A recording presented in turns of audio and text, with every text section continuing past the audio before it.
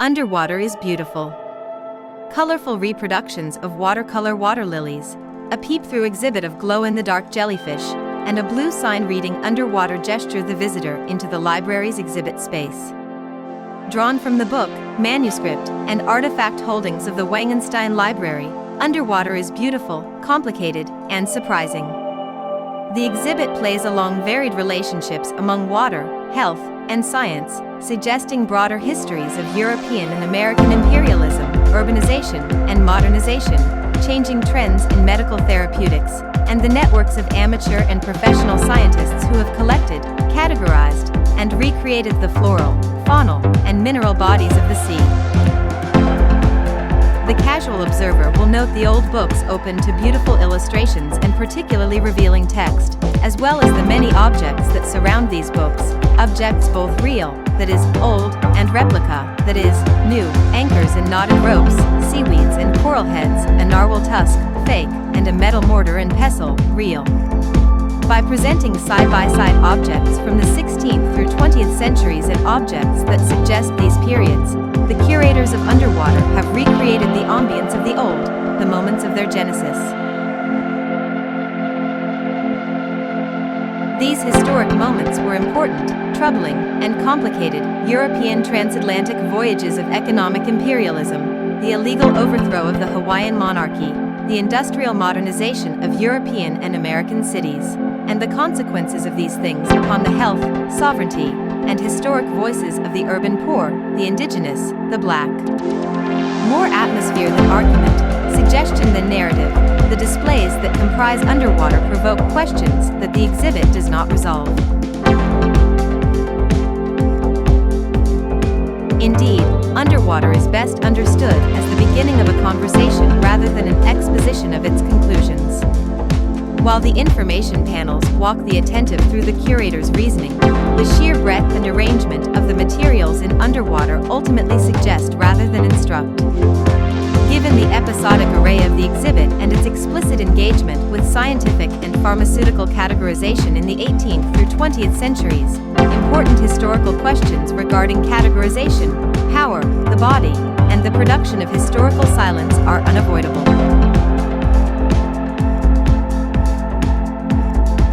The exhibit is divided into 3 chapters, each of which presents a theme and a brief historical overview that binds together the materials in the cases. In the first chapter, Health of Voyagers, selected works discuss specific health concerns of British transoceanic travel in the 18th century. Of the 3 chapters, this one engages most explicitly with the ways in which racism and colonialism intersected with medical theory in 19th century Western health discourse and the material consequences thereof.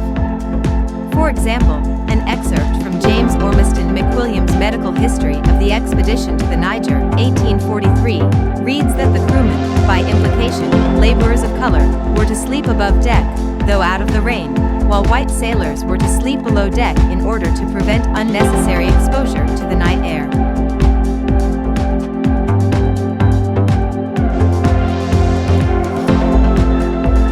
These instructions didn't simply reflect divergent commitments to the crew's health. They were also supported by the long-held Western European theory of humoral medicine, which purported that different people's bodies were composed of different balances of the 4 humors and that these balances reflected the physical environments in which they were born. Night air could be dangerous. Water was one of many elements that required balancing. Hence, medical theory, applied through racist power paradigms, complicated sleeping arrangements, all in the name of health.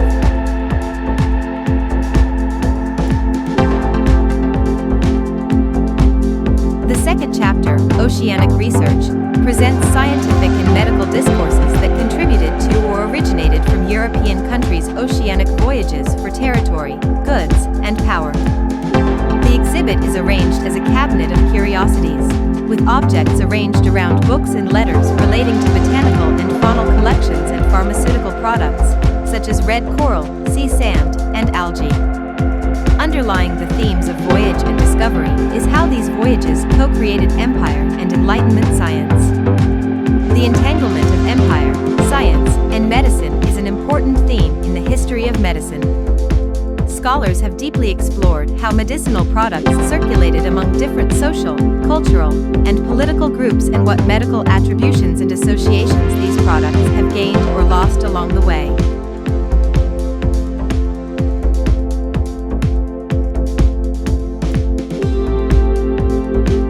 Underwater suggests, but does not develop, these moments of circulation. For example, one panel displays both a letter and a dissertation relating to different species of fucus, a type of brown algae, describing how specimens were sent between scientists for identification and how people in early 19th century Dublin used the algae to sweeten the breath and kill worms. Exhibit visitors may wonder about the particularities of this algae's medicinal qualities. How was it used to kill worms?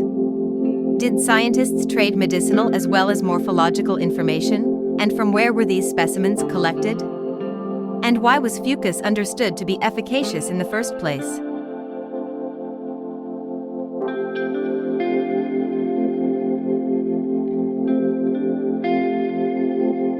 The final chapter, In Cities and on Shores, brings the theme of water into the development of urban centers and concerns.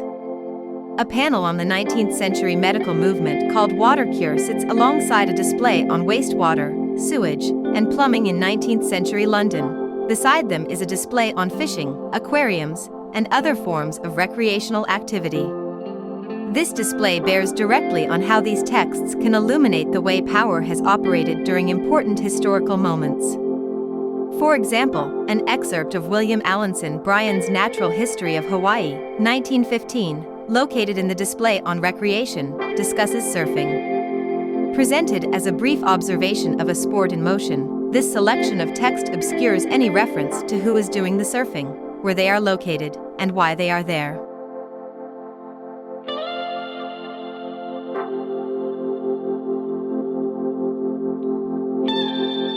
Surfing is, in underwater, rendered legible as an activity that the exhibit's observer understands in terms of its contemporary iteration. Yet why did Bryan, a white zoologist from Iowa, represent surfing as an aspect of Hawaii's natural history, and for what audience was his work intended? Indeed, how did he come to be in Hawaii at all? What was Bryan's relationship to the archipelago and its then recent annexation by the United States? And how did works such as his bear on the categorization of native Hawaiian or Kanaka Maoli objects or practices as scientific, cultural, or consumable? Such questions, which arise under careful perusal, can be possible jumping-off points into discussions among visiting classes or provocations for the established research of visiting scholars.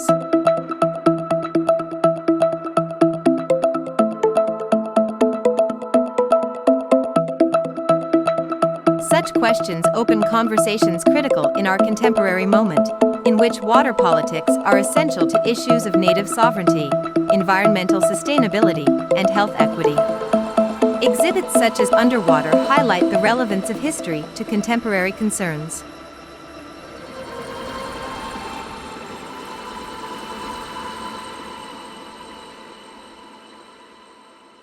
Underwater can be seen during library hours and by special appointment. Hendrickson and Beck, along with the library's support staff, are typically present. As curator of Wangenstein Library, Hendrickson has a tremendous knowledge of the library's collection and the unexpected connections between those materials. Beck, co-curator and graduate candidate in the program in the history of science, technology, and medicine, specializes in early modern medical recipe books and questions of circulation, translation, and authority. Their deep knowledge of the Wangenstein's collections comes through in the many glimpses of watery histories that Underwater so beautifully presents.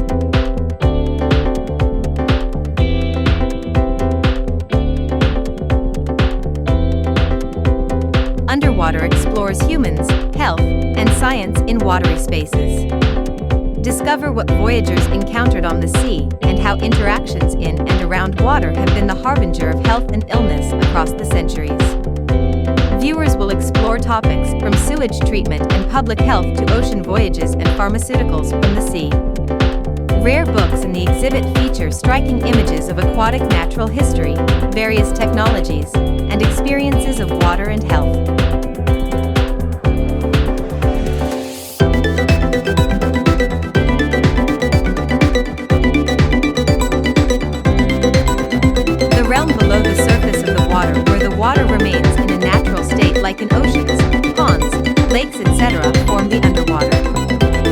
almost 3/4 of the surface of the Earth is covered by water. Humans are engaged in a number of activities conducted underwater like scuba diving, research, etc. But however, almost a majority of the underwater still remains unexplored and is expected to have several million undiscovered species of flora and fauna.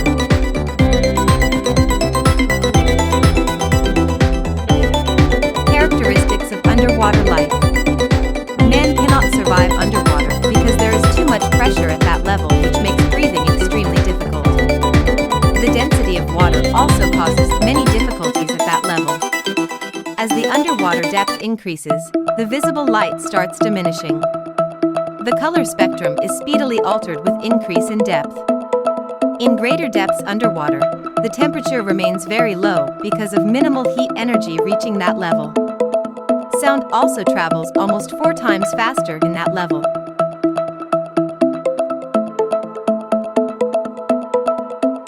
Flora. The vast number of plant species underwater forms a beautiful ecosystem. The plants which stay underwater depend upon the light coming from the sun for their growth. They also draw the atmospheric carbon dioxide from the air above and convert them into oxygen. The flora below the surface of the water adds to the aesthetic beauty. These plants sometimes span vast lengths below the surface of the ocean.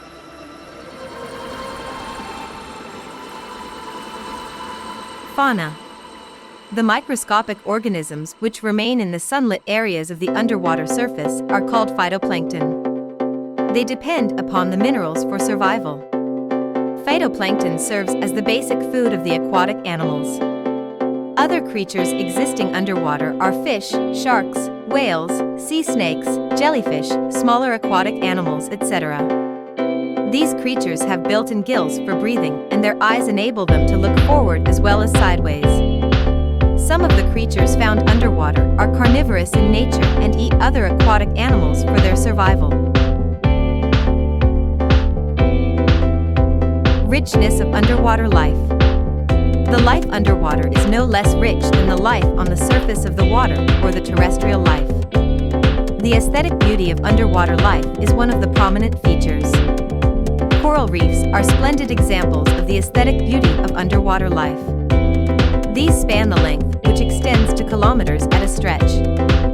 The underwater life also provides man with a variety of minerals and other resources for consumption. Terrestrial life has certain disadvantages which are absent in the life underwater.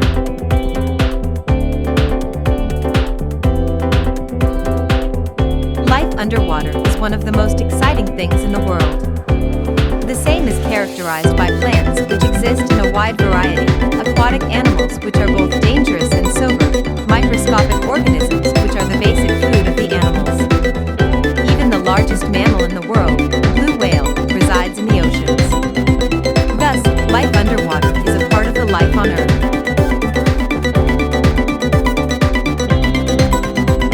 The turquoise waters battered lightly against my sleek and pristine canoe, making it seesaw precariously as I maintained balance, like walking a slack rope. I calmly pulled on my blue spandex suit with practiced efficiency, and prepped my mini oxygen support before taking a scrutinizing look at the depth of the sea. Plush! I dived headfirst and broke the frothing barrier as the burbling of water covered my ears and I segued into another world.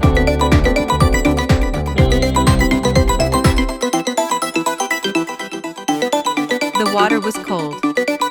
I could feel it around my face, but the suit trapped a flimsy layer of warm air that kept me snug. Looking through my crystal-clear goggles as the radiance of the sun permeated the ocean floor, I could see underwater as clear as the morning sky. A couple of delicate strokes in my azure flippers propelled me towards the magnificent coral reef embedded at the bottom. Air bubbles kept obscuring my view as I took deep breaths that resonated in my ears like a sick person gasping for air.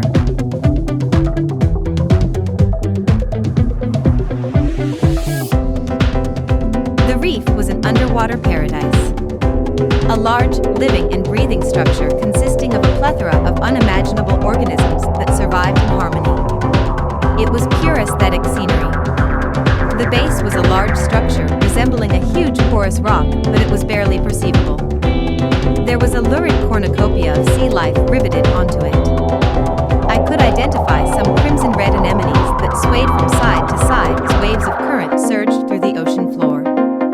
Some goldfish hidden with them, seeking succor from predators that wished to devour this divine being. A sea turtle gracefully swam up from behind.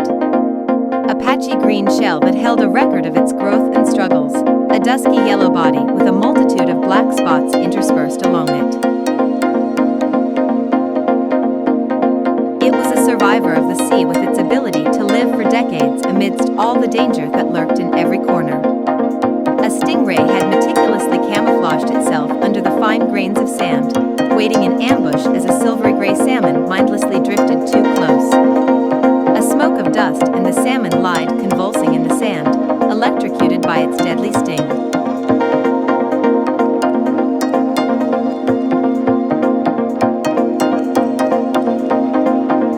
The ocean covers 70% of Earth's surface. It contains about 1.35 billion cubic kilometers, 324 million cubic miles, of water, which is about 97% of all the water on Earth. The ocean makes all life on Earth possible, and makes the planet appear blue when viewed from space. Earth is the only planet in our solar system that is definitely known to contain liquid water.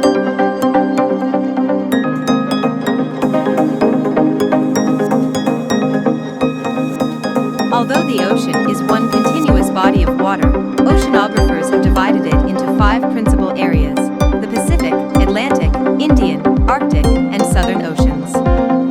The Atlantic, Indian, and Pacific Oceans merge into icy waters around Antarctica.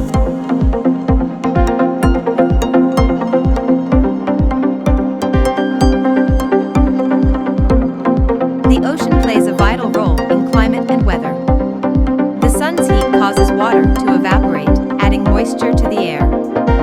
The oceans provide most of this evaporated water. The water vapor condenses to form clouds, which release their moisture as rain or other kinds of precipitation. All life on Earth depends on this process, called the water cycle.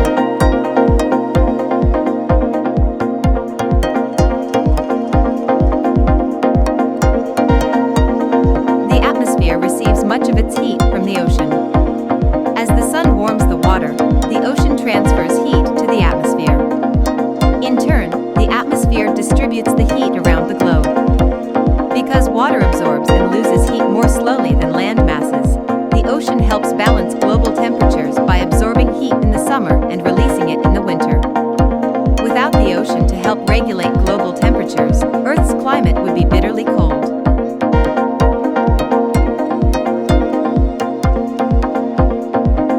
Ocean formation. After Earth began to form about 4.6 billion years ago, it gradually separated into layers of lighter and heavier rock. The lighter rock rose and formed Earth's crust. The heavier rock sank and formed Earth's core and mantle. The ocean's water came from rocks inside the newly forming Earth. As the molten rocks cooled, they released water vapor and other gases. Eventually, the water vapor condensed and covered the crust with a primitive ocean.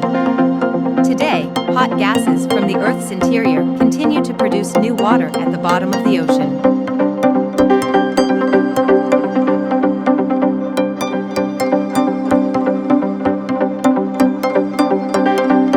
Ocean floor.